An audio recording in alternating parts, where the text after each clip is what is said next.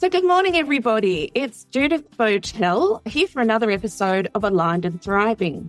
This is the show where we look into different people's working lives and explore the variety of activities that people do that are now for work, and also to see how that balances with other priorities and values in people's lives. And today, I may even go into a bit of fangirl mode because I have one of my favourite YouTubers on the line, who is Tara. And Tara runs the channel TaraFarms. She describes it as a glimpse into my family's sheep and cereal cropping farm. Comes out every Wednesday, and she's been working on this project for the last 6 years. And she lives in the beautiful country of rural Victoria. I grew up in Victoria, I can attest to that. And she loves to share her sheep, her dogs, and other adventures with her viewers. It definitely is that. I can attest to it. All right, so welcome, Tara. Hello. Thanks for having me. You're welcome. You're welcome. I'm really so thrilled you said yes, because I know this is a busy time for you, because you started lambing, I believe. Yes, we've just started with the prime lines at the moment. Yay. Slowly easing into it. Excellent. So how many pregnant ewes do you estimate you have on the property? About 7,000. Okay, that's a lot. That's a lot of baby sheep to come. So if you want to see more of this, just check out her channel, because it's about this time last year, I think I started watching you, and I was able to go through the journey from lambing up to getting ready for the next season. So the whole circuit. Yeah, you've experienced a whole year. And it started because Tara put up these little shorts on YouTube, and they were titled Turtles. Do you want to tell us what a turtle is? So we have quite a few. When you have composite sheep, which is, say, a mutt, a mixed breed dog, you call them composite sheep. They're our prime lines, that's what they are. They're composites, and they get quite fat. And especially when they're pregnant, some of them like to carry their lambs up towards their back. So when they go to sunbake, they lie on their side, and then sometimes when they try to get up, they kick too far and then they flip over onto their backs. Oh, no. So then you got to quick go along and flip them back over, because they can get the gas builds up in their stomach and they will die if they stay turtled for too long. Turtling is not a good thing to do. Yeah, the other sheep don't come and help. No, sheep don't. People think that sheep help each other. Sheep are everyone for themselves. Awesome. You get to learn a lot about sheep. I now know much more than I did 12 months ago. And I've learned in a really fun way as well. Yeah. So let's start the conversation as I normally do, which is, Tara, what have you done lately for your work-life balance? I split my week into 4 days, unless I'm needed more, on the farm, and then 3 days doing social media. So that's the way I split everything up. So it makes it a lot easier. I like to edit everything on one day, and that's it. Yeah. And then it's done for the week. And then I film only 1 day a week. There's a lot of other sheep creators who will film, like Cammy, the sheep game. He just did every day for the last month. I couldn't imagine doing that. Would be shocking. Oh, wow. That would be, he filmed and then edited it that night to post the next morning. Oh, gosh. Did he have something special going on? That's when it's his big start of lambing. And I think that's when he gets most of his revenue from his channel, which fair enough, but I couldn't do it. It's too much work. Yeah. Another channel we follow, Lulu and Friends, which is a woman who Netherlands with a couple of Dachshunds. Why not? And one of the Dachshunds has just had puppies. And so, yes, we're getting daily content. Every single day there's a day of the puppies since birth. And I was thinking, wow, that just must be exhausting. But yeah, it must be prime monetization. Because they're the gold mine, this little dense live thing. Oh, it's snorted. Yes, because that's what YouTube's all about. Yeah. But that must be so much work. And you edit all your work yourself. Yeah, I do all of the editing and all of that. I enjoy editing. That's when I can add the comedy while I make it, but that's when you can get it to be what you want it to be. And not a lot of people can do it, which it frustrates me because I've got to edit it. People don't get what I'm trying to do. And by the time I've explained it, I may as well have done it. Yeah, I think that's so true for so many people. This is edited not by me, these podcasts, because I basically started this project when somebody approached me and said, do you want to do this? And I said, yeah, I've always wanted to do a podcast, but I have no idea how to go about it. But Charmaine does it. And so I think because I started in that way, and she's terrific, so I've got no desire to go back and do it again. But I think if you have a particular point of view, I can really understand how you want to do it your way and make sure it's your voice and your story. Yeah. It's hard to portray, especially with farming. You've got to get the right person. Yes. And I think it wouldn't be the same. It wouldn't be the same with that. No. Yeah, the interstitials and the illustrations. Yes, you wouldn't be able to get an editor to do my beautiful illustrations. And like with the farming stuff, I wouldn't be able to, an editor, like a random person, they need to understand farming to be able to, when I explain what Typo's doing, they need to be able to know what she's doing. And farmers, like people that know farms and know work dogs enough, don't have time to edit videos. Yeah.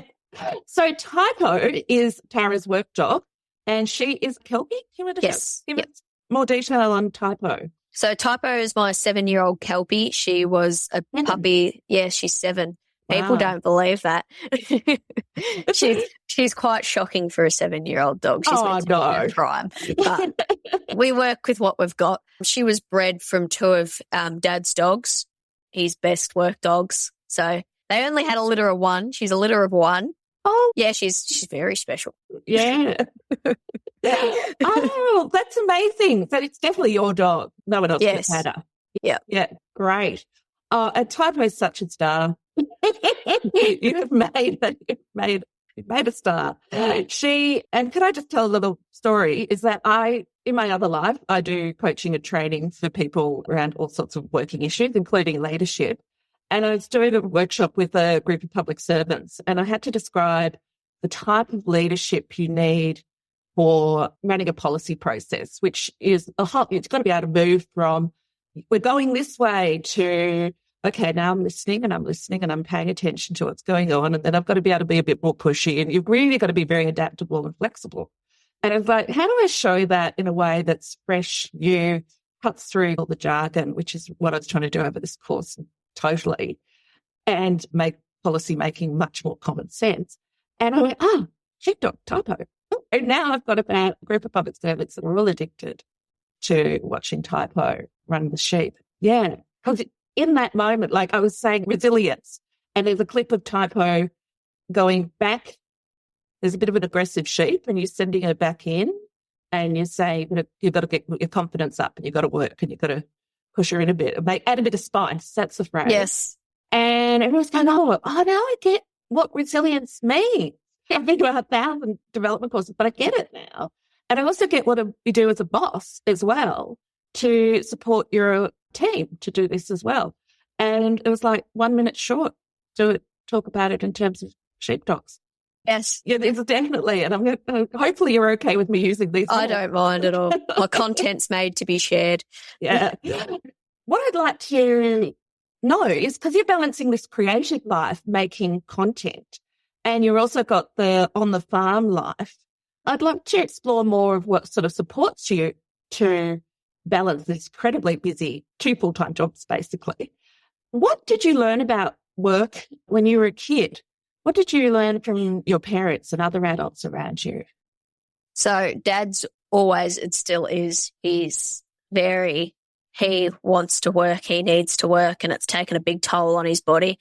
And his big thing now is you need time off. Wow. You need to relax and enjoy your life.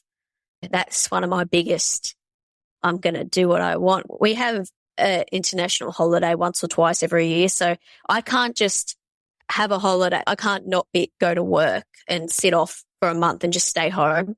I need to go to another country. Yes. Where I can't just come and do something. Yeah. And it's great to see that your father had picked that up in his, let's say, his later life. I'm not sure how old your dad is. I'm sure he's younger than me. But it's, learning, because I've got family from way back that were farmers. And my father's father, who my dad would have turned 100 the other day. So you can imagine this is back in the 30s and 40s, 20s and 30s even. And he had a farm in New South Wales, and he dropped dead at the age of 45 or something from a heart attack on the farm. And that's what we don't want. No, it's a very common story. Farmers will just drop dead on the farm. Yeah, dropped dead on the farm. And then sadly his mother, about 20 years later, dropped dead for handing somebody a cup of tea, which my dad made sure he looked after his heart. But so he could live into his 80s. But it is that story of people do just overwork their bodies. And when it's very much manual labour, it's hard work. What we're watching is people working incredibly hard, doing physical things. Yeah, the shearers, when Dad was younger, people would just shear wet sheep. Now you cannot do it. Yeah. It causes arthritis. It causes all sorts of leg problems. It's like more protecting the body. Like Dad doesn't want me shearing. Right. So I don't wreck my back. Yeah. So your dad sheared. Oh, yeah. Dad did everything. Right. he ran the farm, but he also would shear the sheep and class the wool and do everything. Yeah, I do the fly-blown sheep and the odd sheep, but bear in mind, I don't know, it was just under 60 kilo last time I checked, and the sheep I'm handling, 80 to 90 kilo. Right. Yes. So doing that over and over again is not great. My backs or my legs or any of that. No. We watched you the other day putting, I don't know whether you or whether you're back at the merino weather. Yeah, the merino weather. It's utterly hilarious. Please make sure you watch it. But putting this sheep, and my husband's saying, geez, she's strong to be able to get, that would have been a good 50, 60 kilos. It'd be about 65, 70 kilo. Of dead weight sheep. Like he was not cooperating in any way, shape or form. It's like when you've got a dog, I don't know, when a toddler goes, I'm not cooperating here, but multiply that by many. And he got into the back of that Raz. Yeah, you got to do it. I get that. Normally I've got to flop the front half in and then I push the bums up and shove them in. It's very hard. It's when you've got the heavily pregnant fat ewes that are like pushing 100 and something kilo. They're the ones that are hard to get in. So you got to remember that most of what we watch on the vlog is Tara by herself with her typos. You've only got one dog and your dad's out there with, what, 4 or 5? Yeah, Dad's got a fleet. Yeah. So you're doing so much work, just the two of you. And I think that's what sometimes people don't appreciate as well, that it's solo work. You do have to just deal with the problems that are in front of you and solve the problems. And as you said, be willing to get in and do all that. How did you perhaps develop these skills, or how did you get used to doing this kind of work? Let's take a quick break. Don't miss a single episode, so subscribe to Aligned and Thriving now to unlock a world of inspiration and practical strategies. And if you have subscribed, why not check out our IG account or join our community to navigate your own way to a happier and healthier working life. You're just part of it. You just got to do it. That's how I can summarize that, is you just got to do it. Of course, I get home and I rewatch the vlog and I'm like, oh, I should have done that. I should have done this. I should have done that. And then you get the comments where people who've never touched a sheep in their life tell you what to do. And then they tell you, like I got one the other day, someone told me I should have plunged this lamb into some water to warm it up. Which technically, yes. However, the lamb was like below hypothermic. Oh, no. And if I did it, it would have gone into cardiac arrest or shock and died. Yeah. So people think they know, but they don't, which that's a whole other aspect of the job that makes it. The farm work and me putting the sheep in the back of the RAV is much easier than me having to explain to someone who thinks they know but doesn't online. I'd take putting the sheep in the back of the car. Much easier. So let's maybe move then into this other part of your work, which you've been doing for 6 years in making content on YouTube.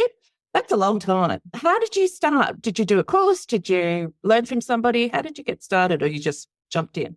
It was a bet. Originally, I did totally different content. I've only started doing the farming stuff, I think, end of January, start of February last year. And I've grown from, I think, 30,000 subscribers to whatever I am now. And originally, I bet someone, I can't even remember what it was now, but it was a stupid bet. It was a bet that I lost. Oh, okay. Then I had to make the YouTube channel. And originally I started posting comedy content, and then I burnt out and I didn't know what to post, and I ran out of things to post, and I just quit. I got a lot of comments because I did environmental content for a couple of years because I'm a big environmental person. I think it's very important. I know with a farmer, it doesn't really link together very well, but it does. Yeah. People don't see that. People just like to accuse me of being an eco-terrorist. Yeah. We're going to go back and explore some of that. Yeah. Yes. Yeah. But we do a lot. Yeah. And it's only just got buzzwords now, like to stuff that we do. It's only just being labelled. So I was making on TikTok. I had an account. I wish I could archive it, but I can't. But I think it was like 700,000 followers. I made content on that. And then I got to the point with that where it just got it was a cesspit of people just go nasty for no reason. And I just got to the point where I'm like, I don't want to keep feeding this. So I culled that. And I had a couple of followers that were like really, they've followed me like since the beginning. They've watched everything play out. And they're like, look, post stuff about you on the farm. There's one specific guy. His name is Andrew. He's lovely. He supported me from the start. And he's, look, post farming content. Liam, my partner, he watches farm vlogs and stuff, see how it goes. And then I put the first video up, and then I put more. And then it was just, because I'm guaranteed I'm going to have content. If I just go to the farm and film, I've got content. I don't have to come up with a new idea, because that's something people don't understand about YouTube is every single video has to be like a whole new thing, because TV producers and that, they've got a whole team behind them. They make one good season. They just keep banging it out. Whereas YouTube, you've got to come up with a new thing every single time that needs to be good, that gets people to click on it and watch it.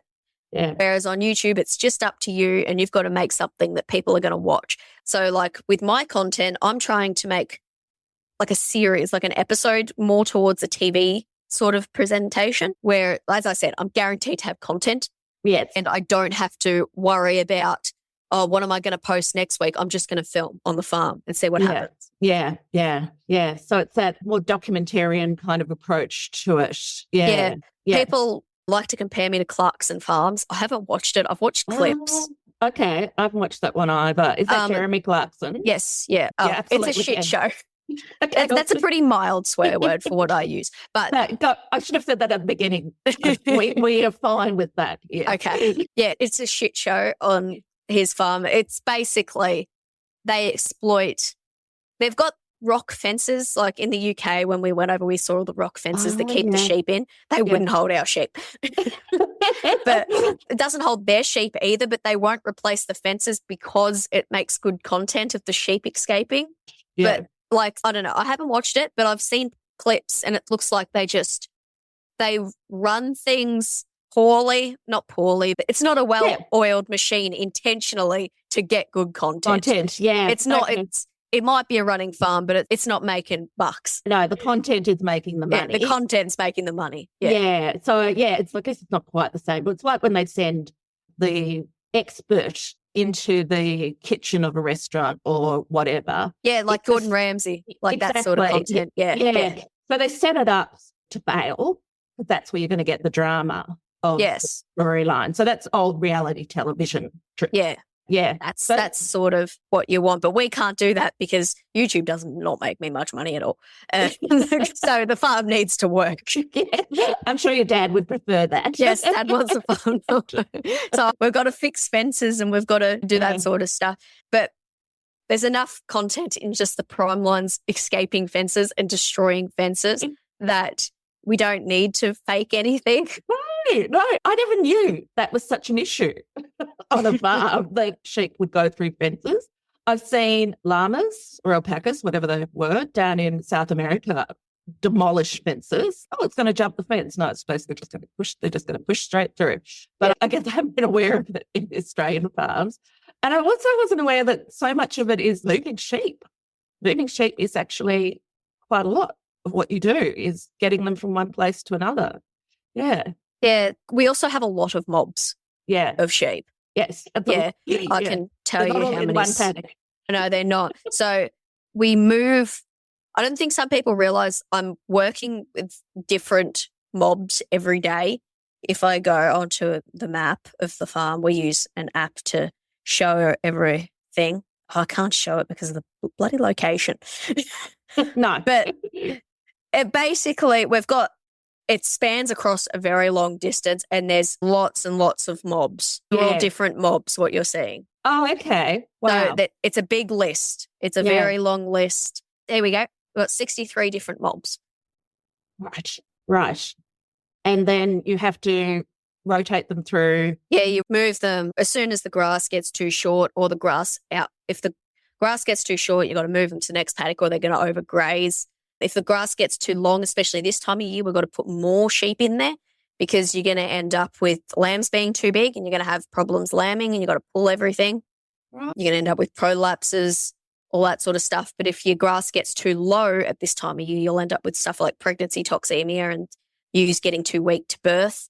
Right. So you've got to manage the pasture, which is people don't realise. Farmers have to manage their pasture to be able to make money. Yeah. So it's in their benefit to help the environment. Yeah, this is really interesting where I guess sometimes, yes, as you said, the comets can get quite toxic. And one of the areas I know you spoke about was where you were getting criticism from people who are vegans or eat plant-based meals and are anti-eating meat. Because unlike in the olden days where Australia rode on the sheep's back, it's not wool that's making the money for you anymore, is it? It's really in the meat. Yeah, so wool has been steadily declining for quite a number of years, which is a shame because it's a renewable resource. It's a byproduct. Yeah. It's there. You may as well use it. Yeah. It's fire resistant. There's so many benefits to it. But wool's been steadily declining. I think we're getting $50 for a merino fleece at the moment, that's Australia grew off the merino's back. Yeah. So that's not good at all. I remember when I was little, Dad once told me it was $80.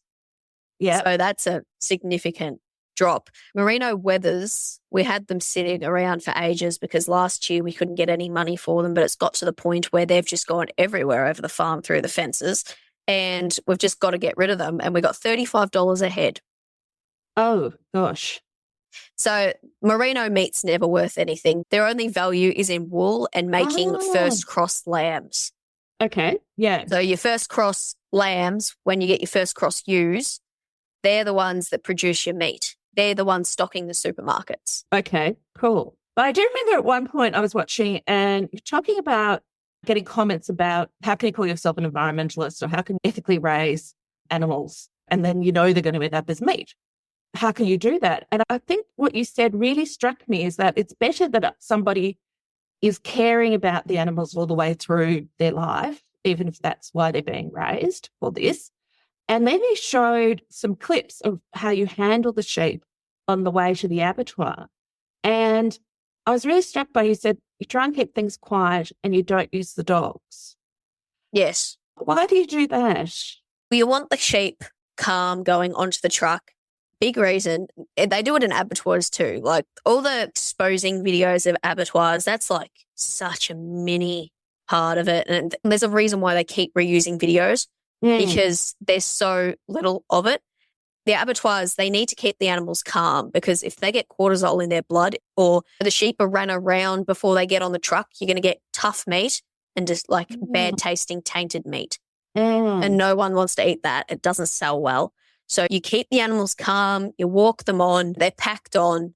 I know they like to show the sheep are packed on, but they're packed like specifically for their safety because if you pack loosely, they lay down and they squash each other when the truck slows down, it stops, that sort of stuff.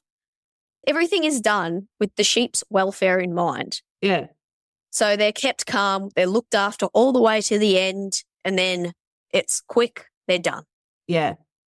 And then they provide protein for someone. Yeah.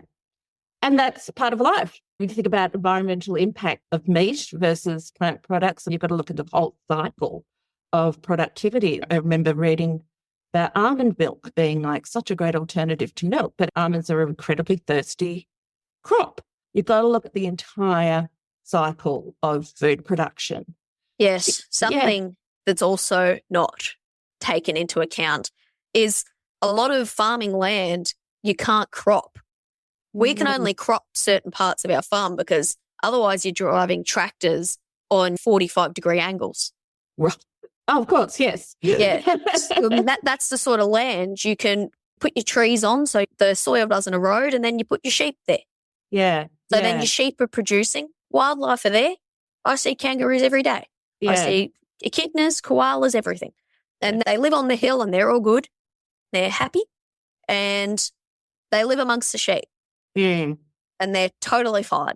Yeah. And that's land that we can use to produce something like wool and meat where you couldn't crop. Yeah. So that's something that's not considered. Yeah, there's ongoing, it's the balance of all of this. And as you say, pros and cons. So how do you make the decision of which way to go? How do you support yourself to do that? Or what's that process? Yeah, it's up to Dad. It's up to Dad. That's up to Dad. Dad makes those decisions. And he's been farming for his life.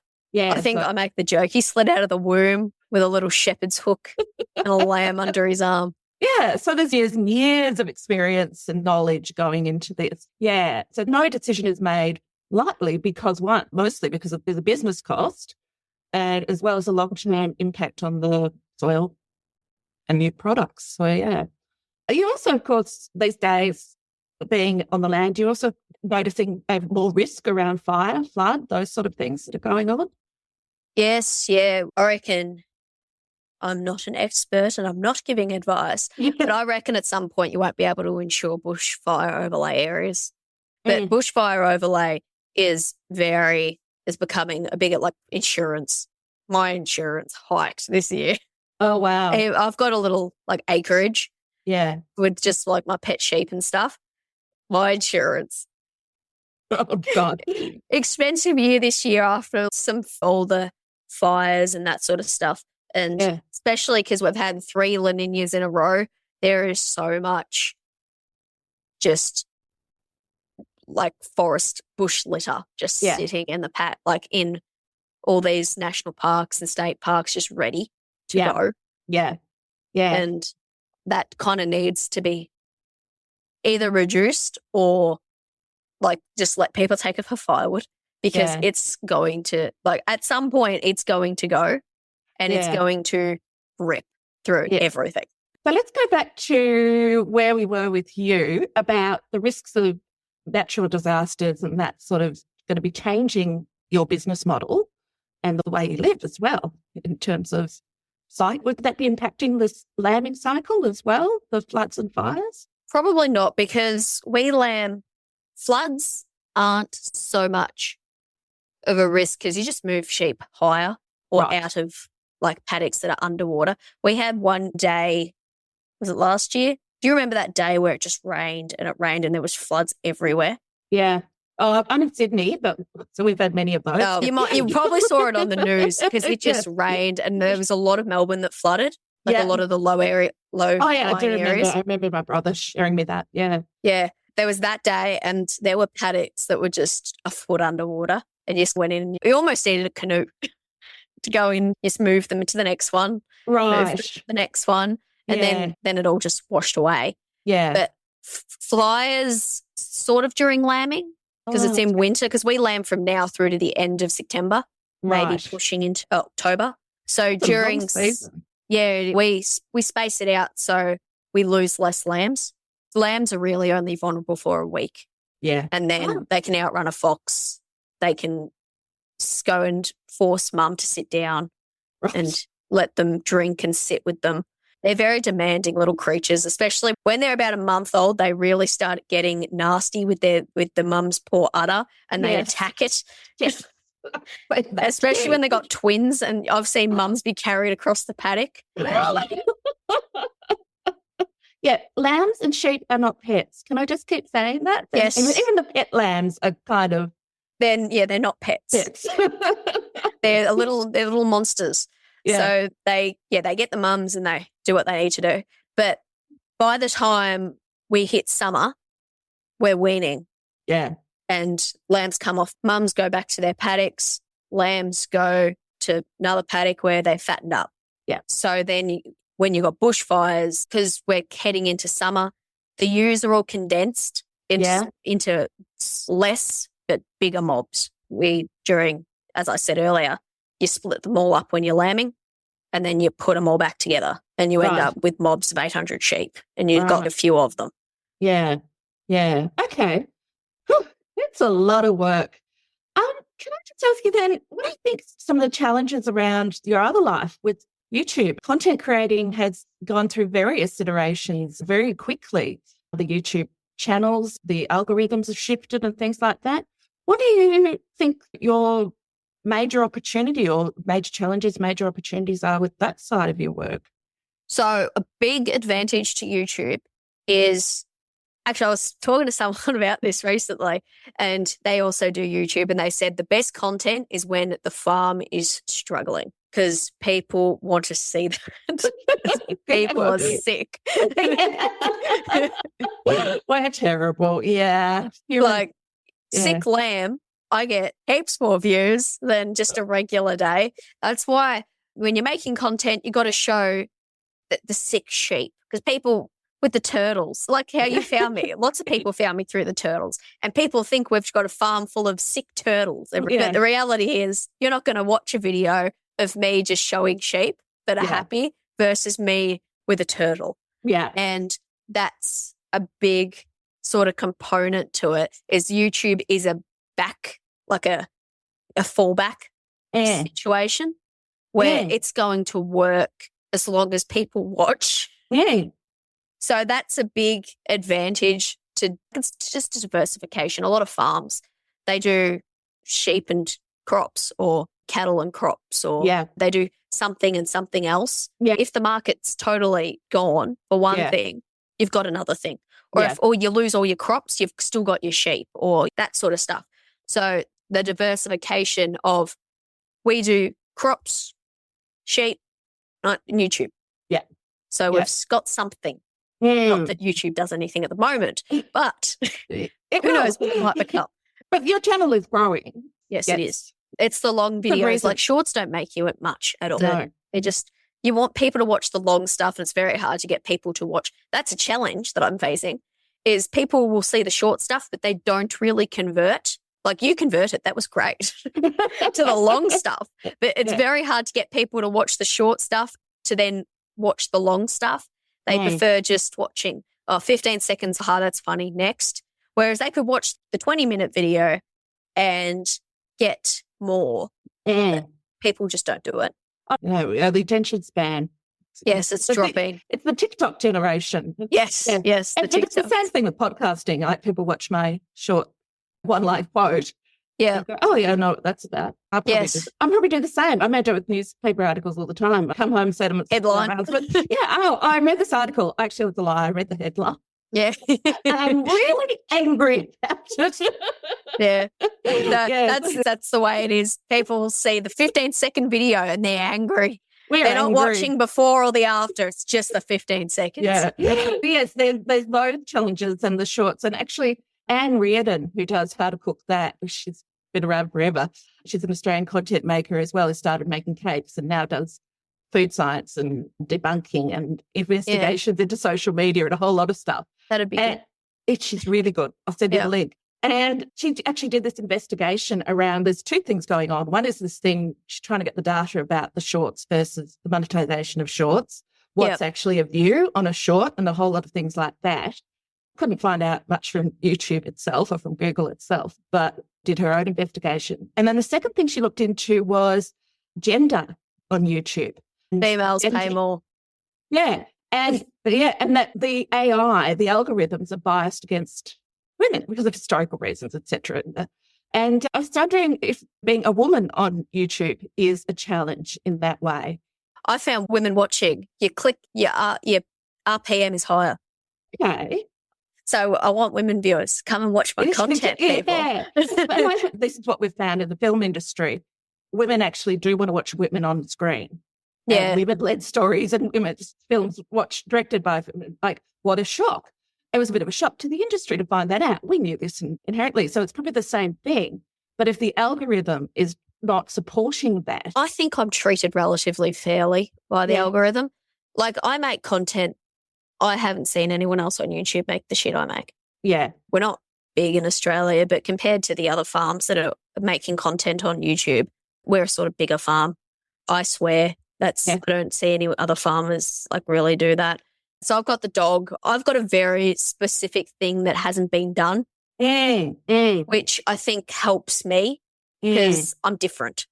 Yes. I'm like not throwing the same stuff up over and over as what's already out there. Because one of the biggest comments I get is older people, usually old women, old lady names. They say that you've got a potty mouth. I'm going to go watch Sandy, or I'm going to watch Cammie, or whoever else. And it's okay. Yeah. You're welcome to go just watch her. That's fine. Yeah. My content's not for everyone. I know that. That's just a part of it. But this is the reality. I can pull back, but if I remove it, then it's not authentic. That's so true. That's what I was going to say. That value of authenticity really cuts through, which, again, neither of us have watched Clarkson's farm. But if there's a sense that it's a setup, that might appeal to some people, but it won't appeal to people who really want to see the authenticity of what it is to farm on a big farm in Australia. Yeah. Not big in Australia, big in comparison to the scale of YouTube. We're like small to mid. So a big farm in Australia. Big in Australia. Like big farm in Australia. I think it's called Diamond Creek. It's bigger than countries. That's one of the biggest. It's in South Australia somewhere. I don't know what it's called, but that's just unbelievable, that sort of scale. Yes. That would be, they've got to go to a helicopter to go get their sheep and cattle in. That would be a nightmare. Type could fly a helicopter. Wow. Okay, so we've heard a lot about the challenges of both being on YouTube and being on the farm and how you've managed to make a connection between the two. And really these values of authenticity, of honesty, of this is what it is, and showing that, but also humour to really connect people to the story as well. I guess that's where I came in as well, was the humour. I'm a fan, big fan. I'd heartily recommend TaraFarms to anyone who wants a bit of a break from a city living, or if you are on a farm and you want to see how somebody else is approaching things, or just what's going on, this is a way for you to do that. What's next for you? What's going to be the next adventure in your life?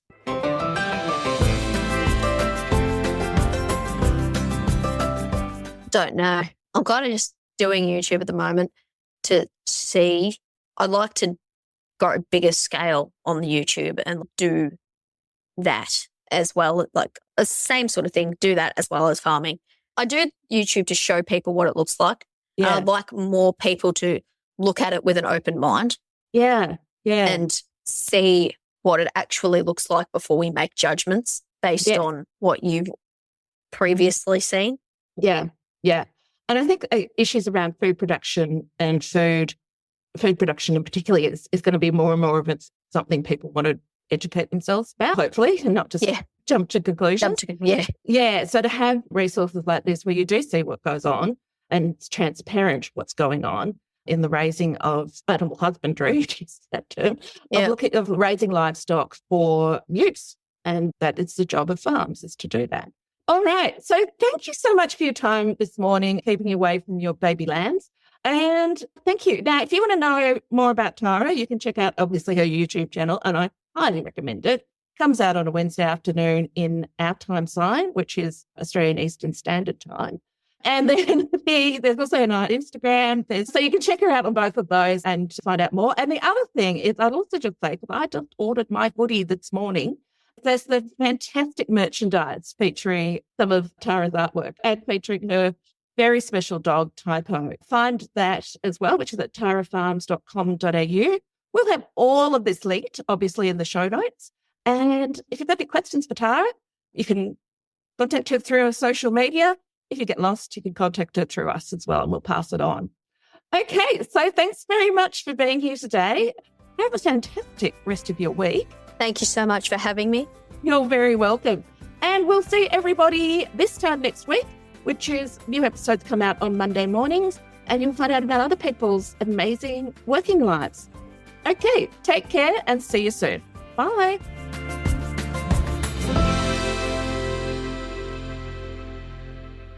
Don't miss a single episode, so subscribe to Aligned and Thriving now to unlock a world of inspiration and practical strategies.